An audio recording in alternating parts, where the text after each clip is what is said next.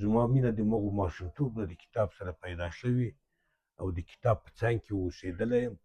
او د کتاب د ودې لپاره مې چې څه د لاسه شوي کړي مې دي چې هېواد ته بېرته راستون شم ځکه زما لویه ارزو دا وه چې بېرته خپل هېواد ته راشم او په خپل هېواد کې ژوند وکړم او د هغې نه وروسته په خپل هېواد کې مړ شم او همدلته د هېواد خوږه غېږه کې آرام وکړم او د تل لپاره کې پاتې شم 40 ساعته هوایي سفر و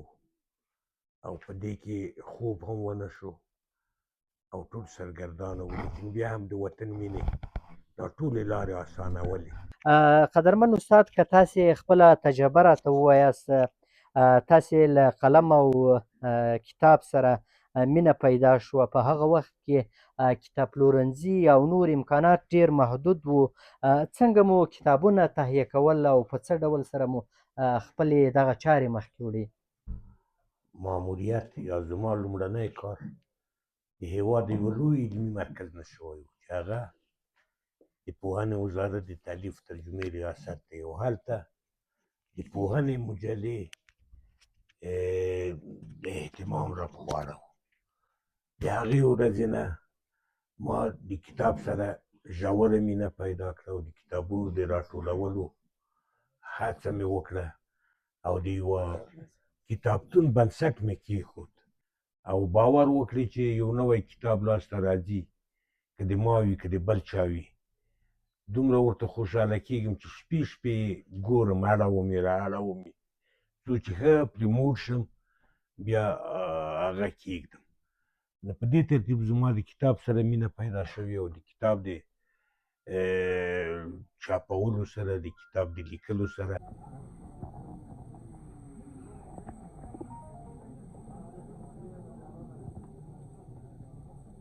زه ستاسو په ټولو په نمایندګۍ باندې د استاد لاسونه ښکلوم. مهرباني. د افغانستان د ادب او تاریخ د سرلاري او د افغانستان د معاصر تاریخ د مخکښ څېړونکي استاد لیکوال څېړونکي ژبپوه قدرمن استاد رفیع د راتګ په اړه باندې قدرمن استاد رفیع ته وطن ته ښه راغلاست وایو. استاد پر خپلو خبرو کې دوه ډېرې دردونکي په عین حال له مینې درناوي وطن پالنې او له دغه وطن سره د استاد د تلپاتې ژورې نه هېرېدونکې مینې یادونه وشوه.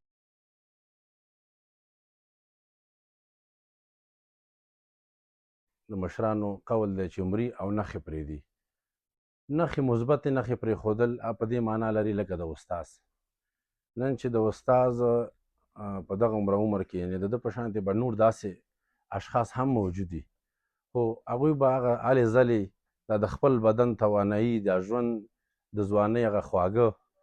خپل ټول استعدادونه چې نن په کار کړي دي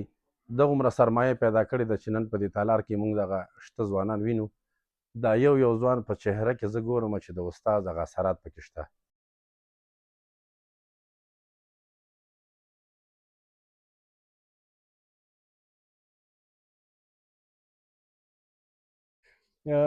استاد محترم په 1980 کلونو کې د مهاجرت ژوند کړی دی د مهاجرت ادبیات یې پنځولي دي کار یې پکې کړی دی تر اوسه پورې استاد محترم تاسو ته دغسې یو احساس د پښیمانۍ شوی دی چې پر خپلو تیرو لیکنو اثارو او شعرونو باندې پښیمانه شوي یاست؟ ما خپل قلم مخه نه ده نیولې نو په دې اساس زه په یوه کلمه هم پښیمانه نه یم نه مې د کوم حاکم صفت کړی نه مې د کوم پاچا صفت کړی نه مې د کوم واکمن صفت کړی او نه مې چاته د چاپلوسۍ یا د غوړمالۍ لیکنې کړي نو په دې اساس البته خامۍ به پکې وي انسان دی هغه به بیا بېرته اصلاح شوي وي یا به زما فکر وده کړي وي زما قلم به وده کړي وي خامۍ به اصلاح شوي وي لیکن داسې خبرې چې په هغو زه پښیمانه وم هغه پکې نشته او زما په نظر نه ده.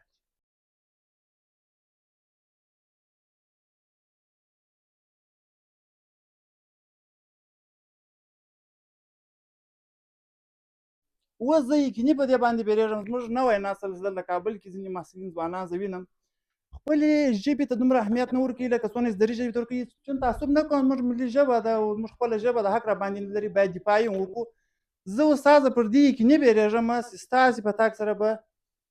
زموږ ځوانان بیا له خپلې ژبې څخه لاس اخلي پردیو ادبیاتو ته به لاسونه اوږده کوي د دې ویره نشته چې پښتو دې مړه شي پښتو یوه ژوندۍ ژبه ده د دنیا او د دنیا د ژبو سره یوه سیاله ژبه ده او دا به سیالېږي پښتانه لیکوالان باید خپلې ژبې ته توجه ولري غرنی صاحب د ننګرهار څخه راغلی ده غرنی صاحب نن د پښتو هغه شخصیت ولید چې پښتو لپاره ډېر خدمت کړی و کله کله موږ ته هم ګورو چې پښتو لپاره مو ډېر هڅې شروع کړې دي د استاد په لیدو له څه انګېزه لاسته راوړله بسم الله الرحمن الرحیم ستاسو نه مننه استاد د افغان وطن د تاریخ بنیاد ده جرړې دي او د لیکوالۍ همدارنګه په علمي او اکاډمیک او فرهنګي برخه کې ډېر زیات خدمات کړي دي د نوي نسل لپاره د دوی شتون دا یو لوی نعمت ده او د دوی راتګ افغانستان ته دوباره خیر مقدم وایو ښه راغلاست ورته وایو ستړي مه شئ ورته وایو کور یې ودان چې په دغسې سختو شرایطو کې بیا تشریف راوړ او هغه خلک چې هغوی انګیزې د هغوی نظریې خطا شداره شوي وي هغه بیرته روحیه یې واخیستله تاسو په ختیځ هند کې چې د پښتو ادب لپاره ډېر کار شوی ده داسې کوم پروګرام د خیر سره که استاد سره قبول کړو داسې ښه راغلاست پروګرام ورته لرئ آینده کې انشاءالله موږ ادبي او فرهنګي یو ګروپ لرو په هغې کې خبرې روانې دي او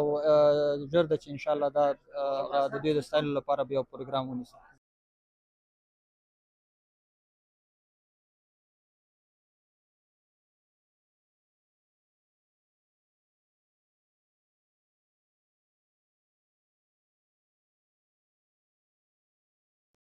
ناصري صاحب اول خو تاسو نه ډېره مننه کوو چې دغسې مو غونډه ونیوله تر څو ځوانان مو تشویق کړل نو دغه غونډه چې ونیوه انګېزه یې څه شی وه چې تاسو دغسې کار ترسره کړو ډېره مننه کوم مفکر مو ودان دا چې استاد رفیع په فرهنګي لحاظ ډېر لوی خدمت کړی په هېواد کې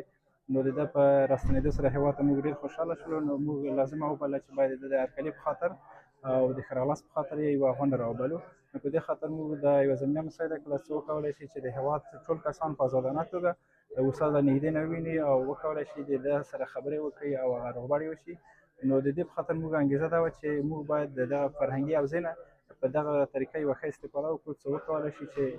ټول مینهوال یې په ازادانه توګه دغه ځای نه د ده سره لیدنه او کتنه وکړي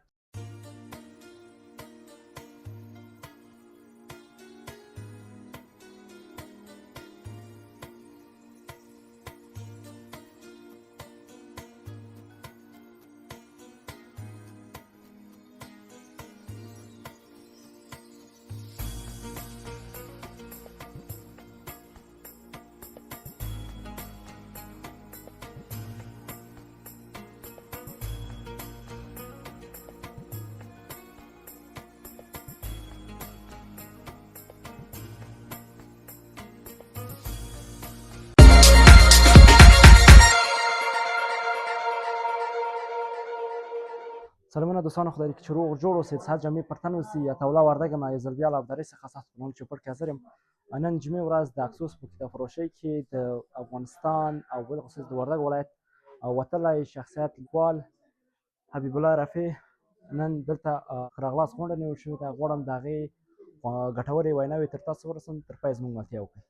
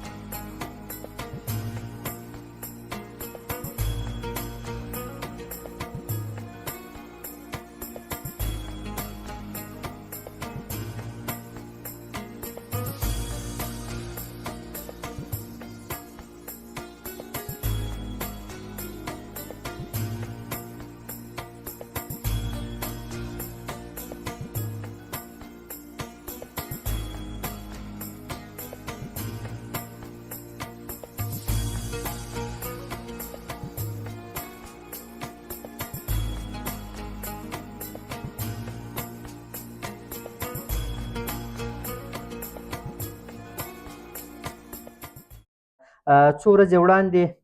کله چې استاد صاحب له اوږدې ناروغۍ او درملنې وروسته هیواد ته د راستنېدو په حال کې و، یوه ډېره ساده خو ډېره ژوره جمله یې ویلې ده. هغه جمله داسې ده، استاد په خپله جمله کې ویلي وو چې وطن ته ځم، غواړم د وطن تازه میوه وخورم، ګوندې سترګې مې ښې شي او ناروغي مې کمه شي. په دې څو ټکو کې د وطن مینه، د خاورې عاطفه او د خپل ولس سره تړاو په داسې ښکلي ډول باندې نغښتی دی چې د اوږدې ویناوې چې په اوږدو ویناوو کې هم ښایي بیان نشو کړای. د استاد صاحب ناروغي د ده د ګڼو مینهوالو او شاګردانو لپاره د اندېښنې خبره وه او ده، خو د لوی خدای په فضل سره نن یو ځل بیا زموږ او ستاسې په منځ کې حضور لري. د هغه راستنېدل یوازې د یو شخص راستنېدل نه دی، بلکې د افغانستان د علمي او فرهنګي ژوند د یوې ارزښتمنې سرمایې بیرته وطن ته راتګ دی. اکسوس کتابپلورنځي هم د همدې مینې او درناوي له مخې دا فرهنګي ناسته برابره کړې ده څو د استاد حضور ته ښه راغلاست وایو او د ده خبرې واورو او د هغه له اوږدو کلونو تجربو او یادونو څخه ګټه واخلو. اوس د دې مبارکې غونډې د پیل لپاره د قرآن کریم د څو مبارکو آیاتونو د تلاوت په موخه محترم قاري صاحب یاسین امین ته بلنه ورکوو تر څو زموږ غونډه د قرآن شریف په څو مبارکو آیاتونو سره لا ښکلې کړي. أعوذ بالله من الشيطان الرجيم. بسم الله الرحمن الرحيم. آمن الرسول بما أنزل إليه من ربه والمؤمنون كل آمن بالله وملائكته وكتبه ورسله لا نفرق بين أحد من رسله وقالوا سمعنا وأطعنا غفرانك ربنا وإليك المصير. لا يكلف الله نفسا إلا وسعها لها ما كسبت وعليها ما اكتسبت ربنا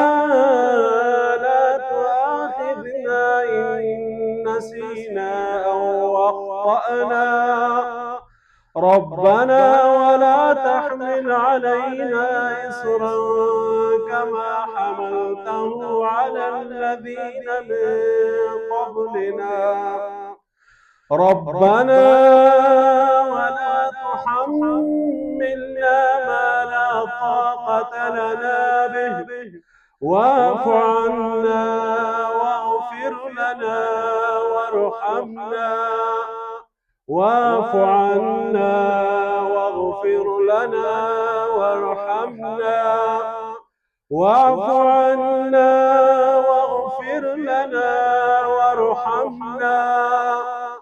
أنت مولانا فانصرنا على القوم الكافرين. سبحان ربك رب العزة عما يصفون وسلام على المرسلين والحمد لله رب العالمين. ستاسو ټولو په نمایندګي باندې د قدرمن استاد لاسونه ښکل کړم او له هغه وروسته استاد څخه به پوښتنې هم ولرو. تاسې به هم په خپل نوبت سره له استاد سره خپلې خبرې وکړئ او استاد به خپلې تجربې له موږ او تاسې سره شریکې کړي. په لومړیو کې خو ډېره زیاته مننه کور مو ودان چې په دومره لوړ شمېر باندې دلته راټول سوي یاست. دا ښیي چې تاسې د هېواد له ادبپوهانو او دغه راز له لیکوالانو او شخصیتونو سره مینه لرئ او هغوی ته درناوی کوئ. زه ستاسو په ټولو په نمایندګي باندې د استاد لاسونه ښکلوم او وروسته استاد ته نوبت ورکوو، هغه به څو خبرې ولري، له هغه وروسته به بیا تاسې پوښتنې هم واخلو.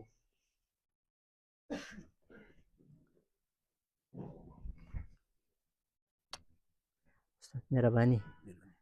د مایک تاسې خبرې پکې وکړئ. زه خوشحاله یم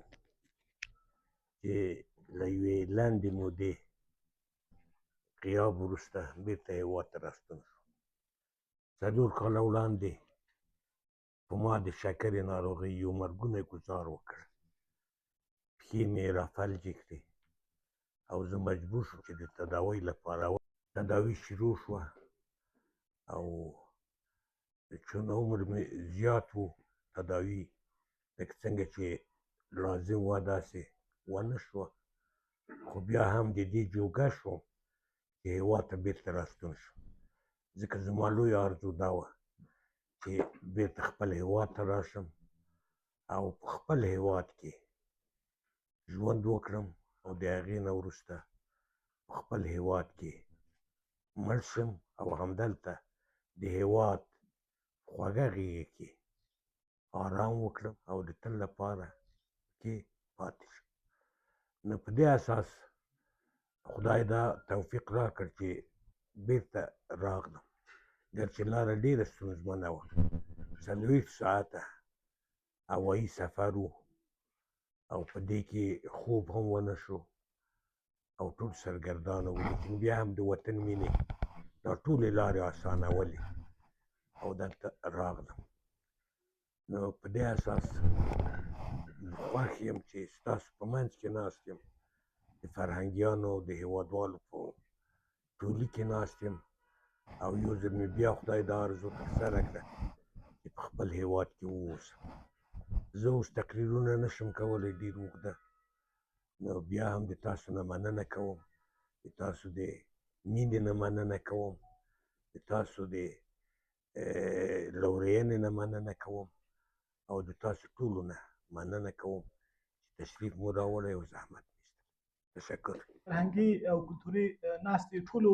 راغلو درنو دوستانو، ځوانانو او د وطن د ستر فرهنګي هستۍ او د افغانستان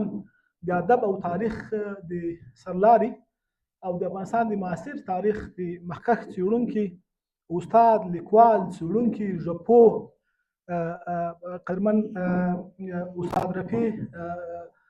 د راتګ په اړه باندې استاد رفیع ته وطن ته ښه راغلاست وایو. استاد پر خپلو خبرو کې دوه ډېرې دردونکي په عین حال له مینې، درناوي، وطن پالنې او له دغه وطن سره د استاد د تلپاتې ژورې نه هېرېدونکې مینې یادونه وشوه. استاد وویل چې زه پر ډېر اوږد سفر 40 ساعتونه کېږي، استاد ناروغه و، 40 ساعتونه مې د وطن د مینې لپاره او د وطن د پالنې لپاره او دا چې د وطن غېږې ته راسمه سفر وکړم، چې دا رښتیا هم د استاد د صحت او د استاد د عمر پر بنسټ باندې هېواد پالنه ده، له وطن سره مینه ده، د دغه وطن ارزښتونو ته درناوی ده او دغه وطن له ارزښتونو سره د استاد تړلتیا ده. دویم خبره د استاد چې ډېره زموږ لپاره دردونکې ده، په عین حال کې بېرته د استاد تعهد او ژمنتیا وطن، خاورې، ارزښتونو او د ولس او تاریخ ته ښیي. هغه دا و چې زه غواړم د دې وطن پر غېږه کې تلپاتې حرام او سکون وکړم، چې دا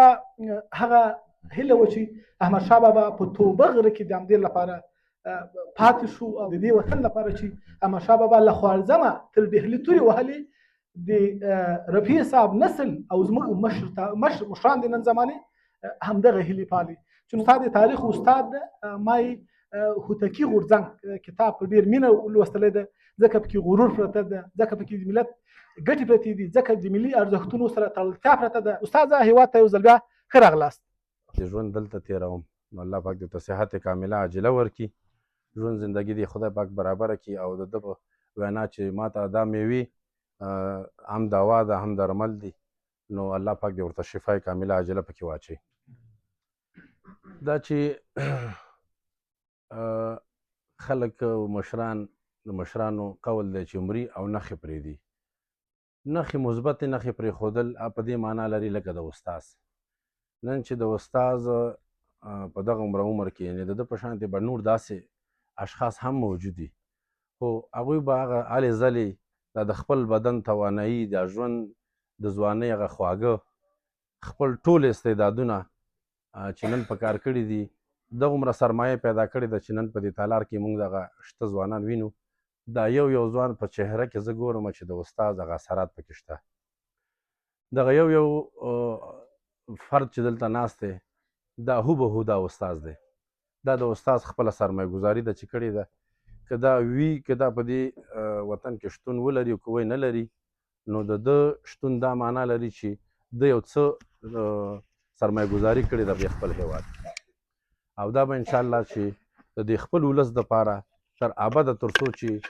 د دنیا په سر باندې ژوند ته دوامي نو انشاءالله چې دوی به خپل ولس ته دا خدمت کوي. اوس راځو یو څو پوښتنې له قدرمن استاد څخه کوو. قدرمن استاد که تاسې خپله تجربه راته ووایاست، تاسې له قلم او کتاب سره مینه پیدا شوه، په هغه وخت کې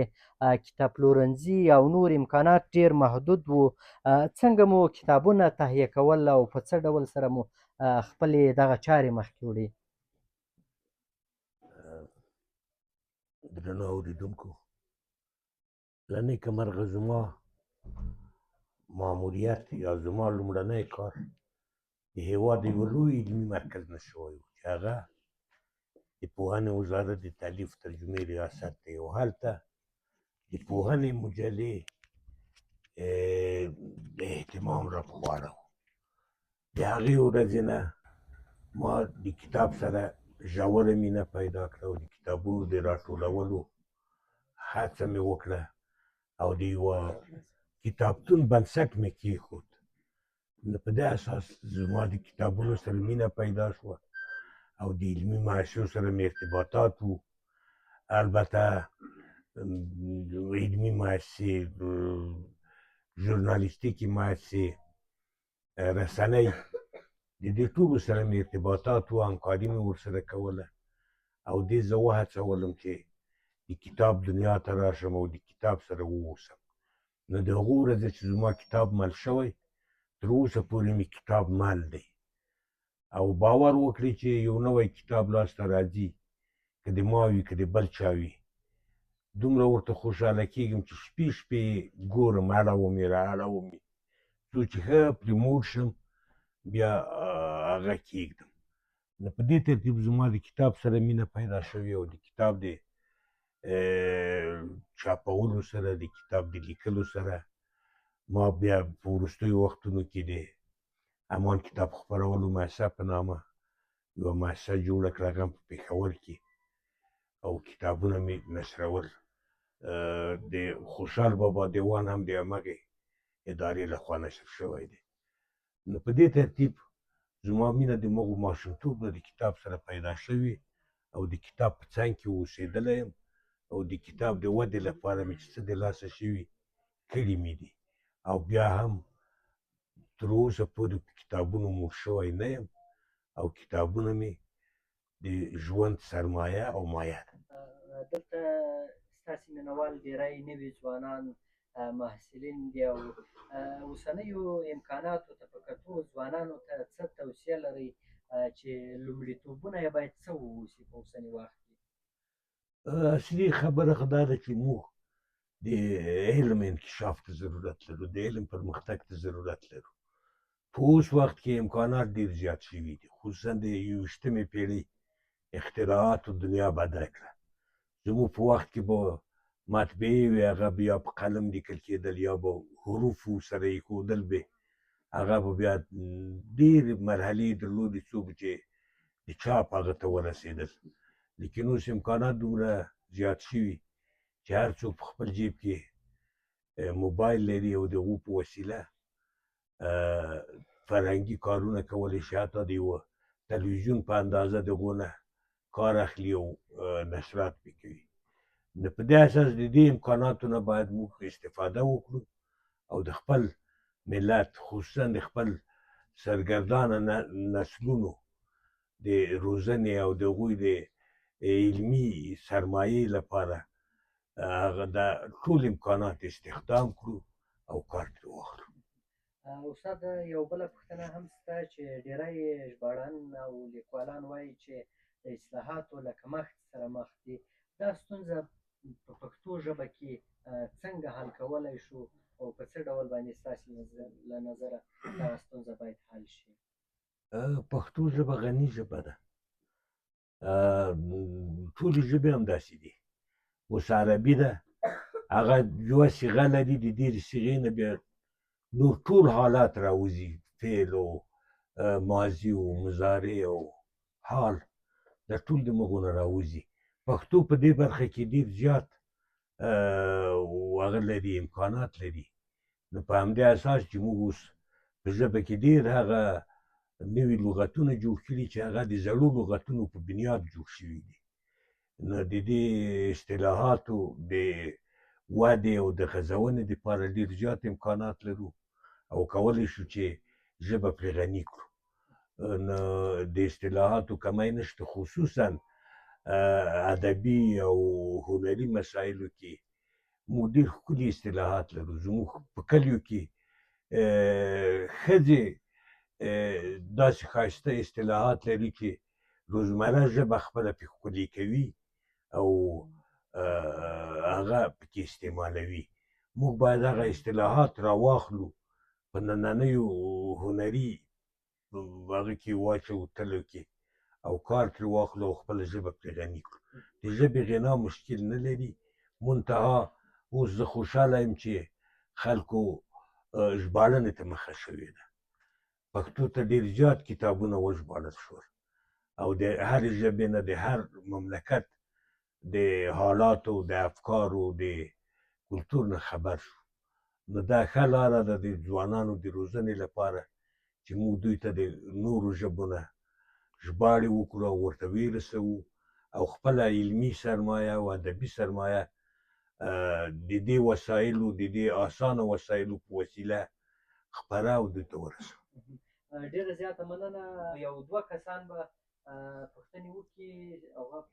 ټولو ته سلام او مازدیګر مو په خیر. د استاد په لیدو خوشحاله شوم. کاش موږ ټول جلا وطن اکاډمیک او فرهنګي شخصیتونه دلته وپالو او ویې لمانځو. زه تېره ورځ پغمان ته تللی وم، د استاد سره مې مجلس وکړ، یوه پوښتنه ورې مې یاده شوه، خو په هر صورت یوه پوښتنه لرمه، دلته بې تفصیل استاد ټول مخکې راکړي.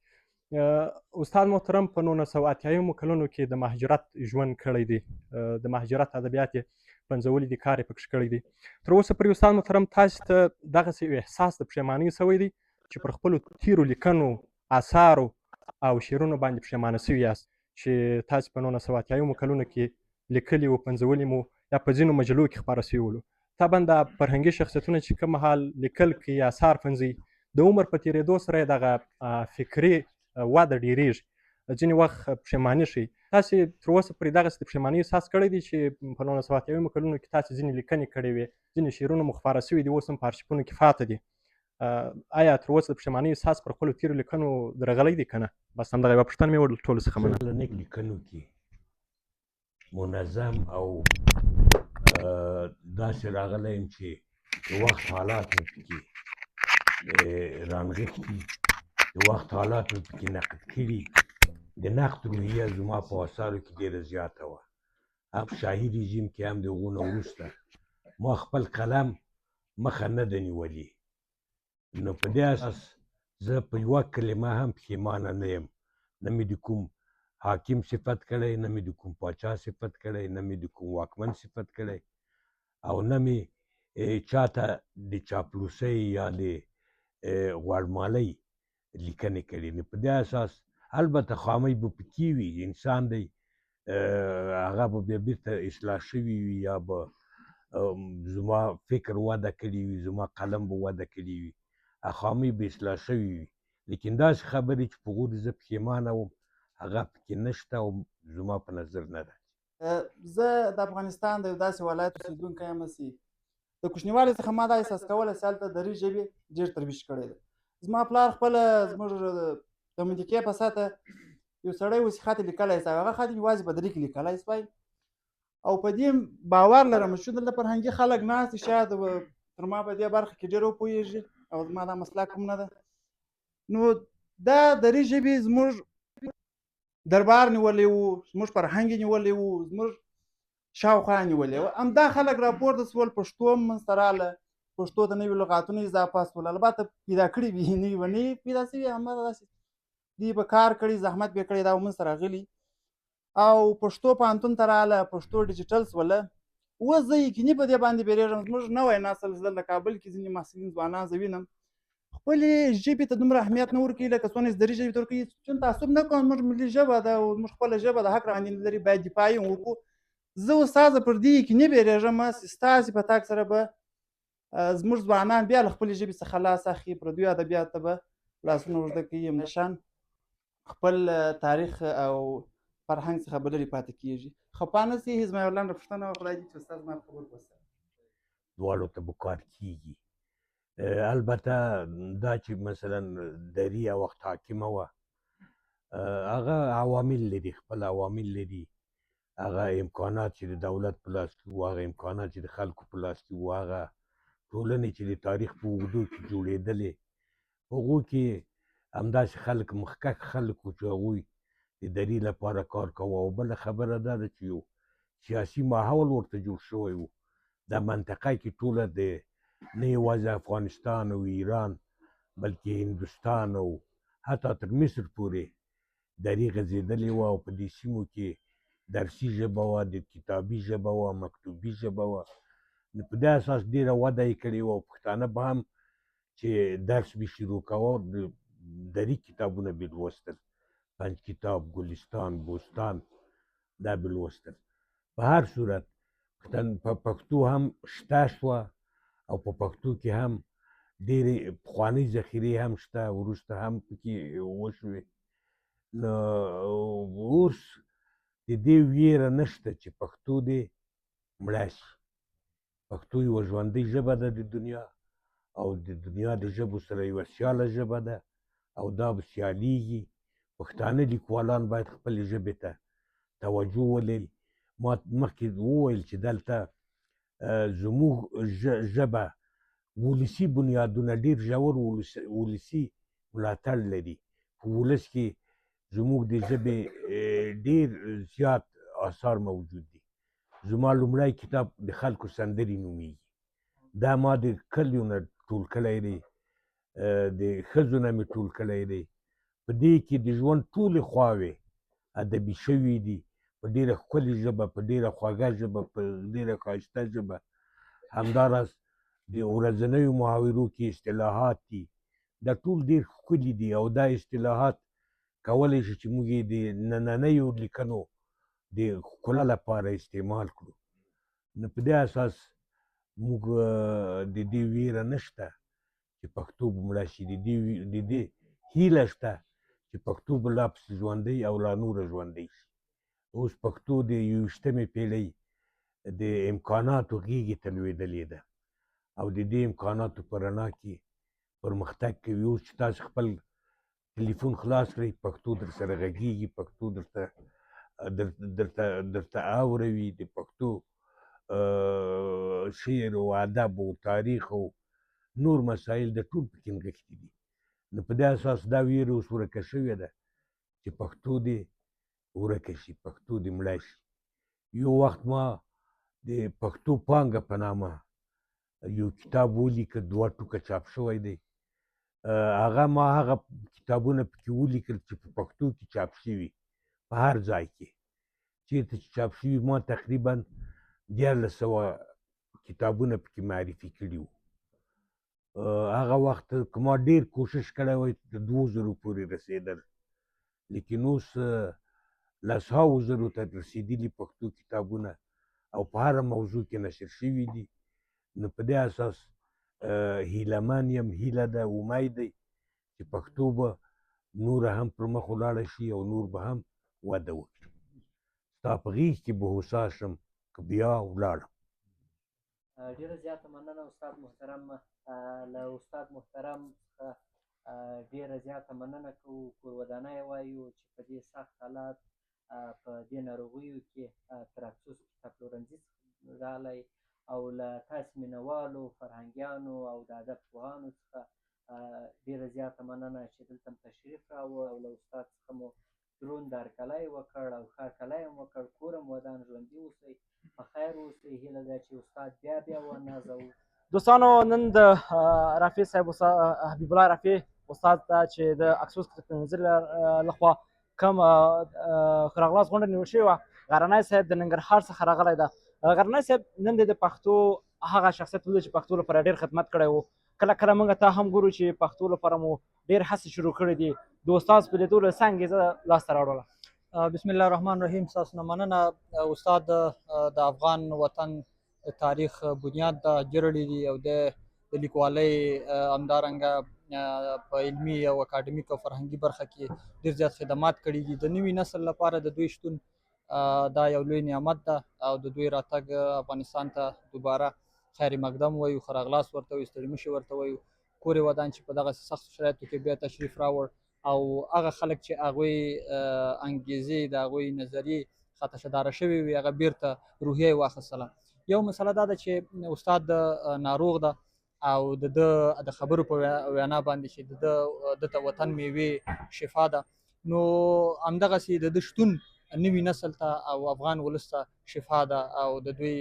کښلي کتابونه، د دوی قلم، د دوی فکر، د دوی هغه تمرکز ټول چې ده هغه د افغان ولس لپاره په خیر ده او موږ یې په نیک پال نیسو. خدای دې ده ته ډېر طولاني، عزتمن، صحتمن او خوشحاله ژوند نصیب کاندي. خوشحاله اوسئ غرنی صاحب. ځینې خو د څه وخت مخکې د په فیسبوک کې سوشل میډیا کې د نیوکې په دې کړې چې د کمانډو په نامه چې کوم عبدالحلیم صافی راغلی و افغانستان ته، د هغې ډېر هرکلی وشو او د یو نشو. نن چې دغه ته استاد هرکلی ولید، دغه ځوانانو ته مو پیغام څه دی؟ یو خو دې ځوانانو ته هیله هم دا ده چې دوی دې نوي سوژې نه پیدا کوي. هغه دا ده چې هر بخش د افغانستان خپل قهرمانان او اتلان لري. کوم ملګری چې راغلی دی د کمانډو په نوم، هغه د ورزش د برخې زموږ اتل ده او هغه ته هم باید ښه راغلاست شوی وی. خو زه فکر کوم چې استاد د ادب او فرهنګ او د علم او اکاډمیک برخې یو لوی شاهکار ده، یو لوی غر ده. دته باید د علمي، اکاډمیک او د افغانستان ټول قشرونو خلک راشي. نن خوشبختانه افسوس د ابتکار وکړ، په تېره ورځ دبستان بنسټ دا کار کړی او همدارنګه نور خلک په دې برخه کې لاس په کار شوي دي او موږ ته خبر را رسېدلی چې د لمانځلو او پاللو لپاره په ژوندوني پاللو لپاره تابعه نیولې ده. نو د ټول افغانستان د ولسونو، مختلفو ولایتونو، اقوامو، قشرونو نه غواړو چې داسې نه تنها استاد حبیب الله رفیع د افغانستان نور کدرونه، علمي کدرونه دا باید په ژوندوني وستایل شي. موږ باید د مړو د ستاینو څخه راووځو، ژوندوني وپالو. بالکل غرنی صاحب، آخري پوښتنه به دا وکړو چې تاسو په ختیځ هند کې چې د پښتو ادب لپاره ډېر کار شوی ده، داسې کوم پروګرام د خیر سره که استاد سره قبول کړو، داسې ښه راغلاست پروګرام ورته لرئ آینده کې؟ انشاءالله موږ ادبي او فرهنګي یو ګروپ لرو، په هغې کې خبرې روانې دي او ژر ده چې انشاءالله دا د دوی د ستایلو لپاره به یو پروګرام ونیسو.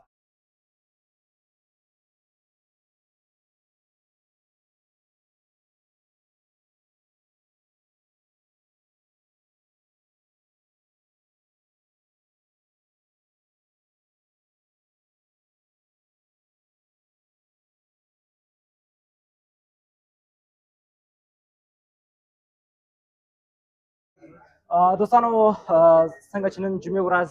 د اکسوس کتابپلورنځۍ د افغانستان ویاړلی لیکوال حبیب الله رفیع مېلمه و. دا مېلمستیا چې د اکسوس کتابپلورنځۍ ټول ټیم په غاړه اخیستی و چې په رأس کې صفي الله ناصري و. ناصري صاحب، اول خو تاسو نه ډېره مننه کوو چې دغسې مو غونډه ونیوله تر څو ځوانان مو تشویق کړل. نو دغه غونډه چې ونیوه، انګېزه یې څه شی وه چې تاسو دغسې یو کار ترسره کړو؟ ډېره مننه کوم کور مو ودان. دا چې استاد رفیع په فرهنګي لحاظ ډېر لوی خدمت کړی دی په هېواد کې، نو د ده په راستنېدو سره هېواد ته موږ ډېر خوشحاله شولو. نو موږ لازمه وبلله چې باید د هرکلي په خاطر او د ښه راغلاست په خاطر یې یوه غونډه راوبلو. نو په دې خاطر موږ د یوه زمینه مساعده کړله چې وکولی شي چې د هېواد ټول کسان په ازادانه توګه د استاد له نږدې نه وویني او وکولی شي د ده سره خبرې وکړي او هغه روغبړ یې وشي. نو د دې په خاطر موږ انګېزه دا وه چې موږ باید د دغه فرهنګي حوزې نه په دغه طریقه یوه ښه استفاده وکړو، څه وکولی شي چې ټول مینهوال یې په ازادانه توګه دغه ځای نه د ده سره لیدنه او کتنه وکړي. تاسو خپله په وینا کې وویل چې استاد مریض و، ځینې پوښتنې پاتې شوې. آینده کې داسې هم پلان لرئ چې استاد به ورسره وغواړئ، هغه ځینې نیمګړې پوښتنې چې پاتې هغه به ترې پوښتنې وکړئ؟ ولې نه، ځکه چې اکسس په منظمه توګه د کتابونو او همدارنګه د کتاب لوست په برخه کې ښې تګلارې لري. نو په دې لړ کې موږ پلان لرو چې ځینې مخکتونو ته دا هم راوبلو. په دې لړ کې چې د ده کوم کتابونه دي هغه باید په دلته لا بحث پرې وشي، سیمینارونه پرې دایر شي. لکه اسرار الافغان کتاب چې دی هغه یو ډېر مهم اثر دی چې له پټې خزانې نه ډېر مقدم او کتاب دی چې ډېره مخینه لري او زموږ هغه ښه تاریخ او رسالت پکې سپړل شوی دی. نو په دې اساس هغه یو ډېر مهم کشف شوی او یوه ښه تدوین یې کړی دی. نو موږ لازمه بولو چې د ده د انرژي نه په ستراتیژیکو اهدافو کې ښه استفاده وکړو. ناصري صاحب تاسو خو اوس اکسوس کتابپلورنځي هم څه وخت مخکې تقریبا یوه نیمه میاشت مخکې کې دا نوې تاسیس کړه، دا خو ستاسو ته مبارک اوسي. دغه ځوانانو ته مو اوس په دې وخت کې دغه پیغام څه شی ده چې ځینې ځوانان د تعلیم نه لرې شوي دي او ځینې هم بیخي ګوشهګیر شوي دي، هغوی لپاره هم دا ستاسو دغه پیغام چې په واضح ډول ووایئ. ډېره مننه کوم. زه دا نظر لرم که موږ یو هدفمند ژوند ولرو، موږ به هېڅ وخت بې انګېزې نه وو او موږ ته انګېزه راکوي، ځکه چې که موږ هدفمند ژوند وکړو او د خپلو اهدافو رسېدو لپاره اړینه ده چې موږ باید مطالعه وکړو. نو هغه یو مهم اصل دی ورته او موږ بې د هغې نه که هدف ونه لرو او هدفمند ژوند ونه لرو نو بیا نشي کېدلی چې موږ مطالعه وکړو. خوشحاله اوسئ. ډېره مننه. الله دې زیات وکړي. سلامت اوسئ. دوستانو دا و زموږ خپرونه چې د استاد حبیب الله رفیع لپاره د اکسوس کتابپلورنځي کې نیول شوې وه. یعنې کوربتوب کوو چې ګڼ شمېر ځوانان راغلي ول او د دا استاد د نږدې څخه ولیده او استاد هغه مینه چې د ډېر کلونو مسافر و هغه یې دلته خړوبه کړله. تر بیا چې زه عطاالله وردګ له ابدالي څخه ستاسو په نوم چوپړ کې حاضرېږم. تاسو په لویه بخښونکي الله سپارم د ژوند په ټولو چارو کې بریالي اوسئ.